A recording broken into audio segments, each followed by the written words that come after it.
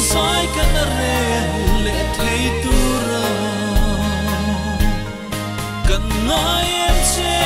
kan sei tuat lai itel lo chuan kan hlim thei lo lung lai herin lo kir le la duat ten tranga kan pom mai tu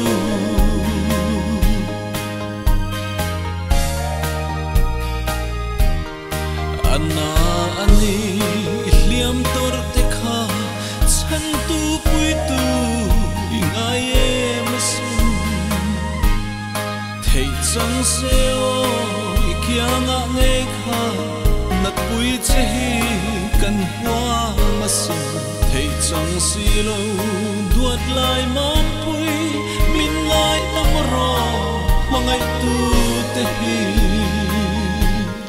kan ngai em che kan sei tuat lai itel lo chuan kan hlim thei lo lung lai herin lo kir le la duat ten tranga kan pom mai tu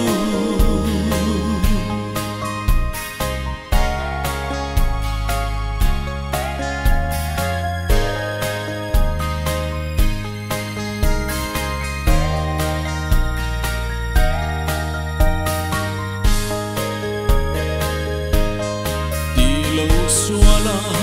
an pu che kha ilung ngai tur sia kan hai mul lo enga nang kherin ilo tot le ituaran van pui achim si mo om dan po kan thiam lo ani tlang rel reng po kan dom thei lo kan ngai kan sei tuat lai itel lo chuan kan hlim thei lo lung lai herin lo kir le la duat ten tranga kan pom mai tu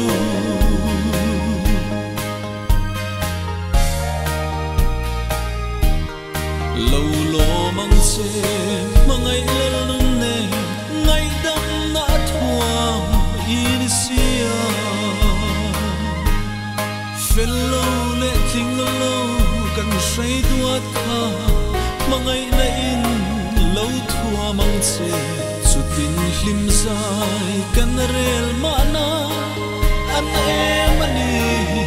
ola isu kan ngai em che kan sei tuat lai